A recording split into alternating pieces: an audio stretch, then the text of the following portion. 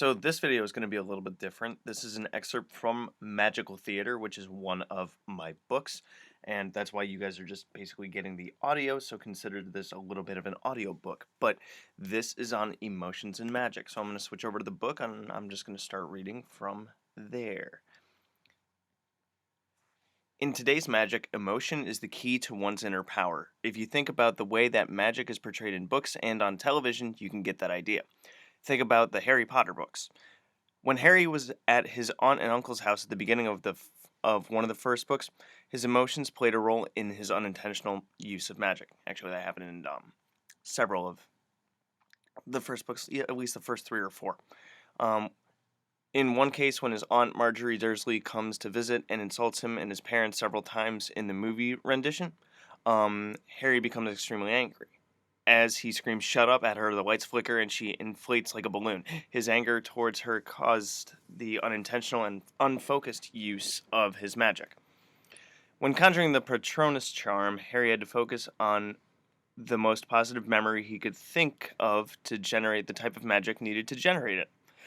Even the Cruciatus curse that he performed on Bellatrix did not work because it was a spur-of-the-moment, unfocused anger, and it merely struck her down temporarily.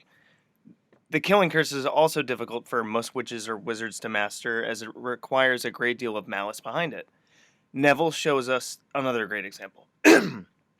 Sorry guys, a little hoarse this morning. Oi. His lack of belief in himself generates doubt, which was why he had a great deal of difficulty with the Expelliarmus charm. The same applies to modern magic and its importance in powering any and all spellwork. Belief in oneself and emotional power are keys to effective magic. Throughout every day, our emotions are fluctuating, although we rarely are aware of it unless we are good at stalking ourselves, or metacognition, or self-awareness, whatever you want to call it. Let's see. Basically, what I'm talking about is knowing how you're feeling from moment to moment.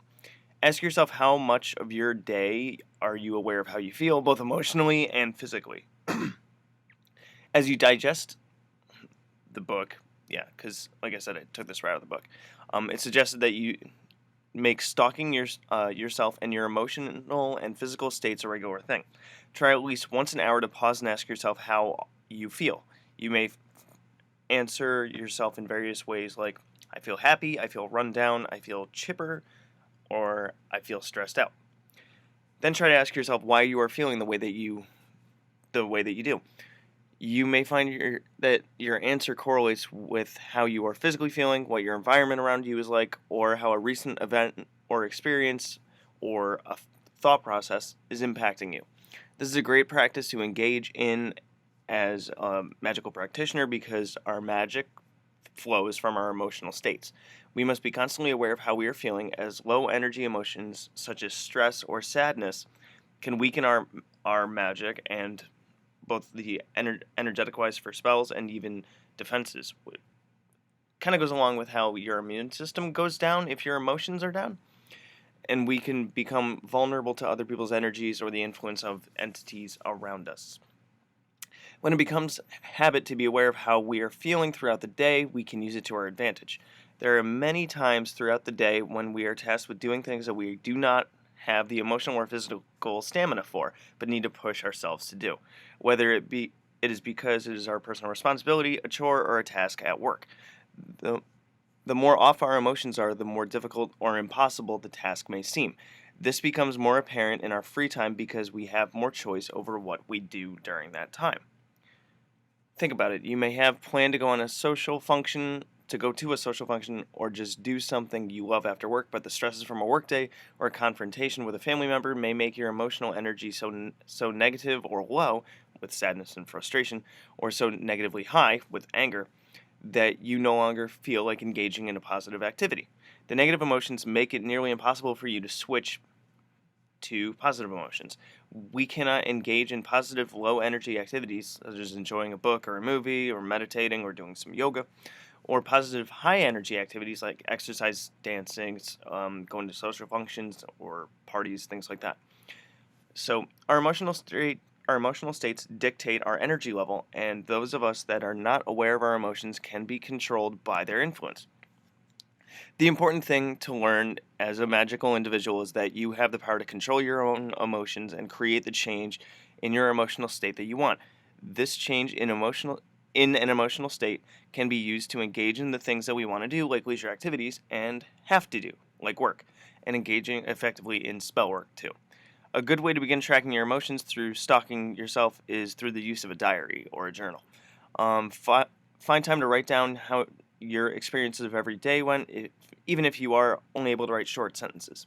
You can always start small and build bigger. Focus on what events you experienced that day and how you felt emotionally before, during, and after those events. You should also take notes on how you reacted to both positive and negative situations and whether or not you think you responded in the best and most appropriate way that you should. Sometimes we base our actions on how we feel emotionally in the moment, only to regret the decisions that we made or the words that we said later. As we begin to stalk our emotions and reflect on them later, we begin to program our brains to be more consciously aware of and take responsibility for how we feel in the moment. And we are able to anticipate our emotional reactions in certain situations and ultimately better respond in the future. Our brains are programmed to respond to stimuli and situations, and the conditions through which we respond are based on our past experiences. The more that we let ourselves run on autopilot without reflecting on our experiences and outcomes, the less likely we are to change our behaviors and actions. If we go through life only reacting to things rather than reflecting and refining our actions, we have much less of a chance of improving ourselves from day to day or creating the effective change in the world that we want. All magical practitioners need to become masters of their mental and emotional states in order to see the world clearly and define their role within it. Seeing situations and our reactions clearly also allows us to understand where the positive and negative energies come from in every situation. This can do wonders for our understanding and planning when it comes to our magical interventions, spell work, and what have you. If there was a situation in life that you could choose to change through magic, wouldn't it be better to know where the problematic energy is coming from? It could be coming from you. All that being said, once stalking the self and reflecting becomes a regular habit, and the magical practitioner understands more of their emotional self and what things make them feel high and low, positive and negative, they can begin to manipulate their own emotional state. This is where memories come into play. Memories are a wellspring of emotional energy that we can tap into at any time to change our emotional state, although it takes practice. But then again, almost everything takes practice. Beginning this process also requires the skill of meditation and visualization if you are not already decent or proficient at it.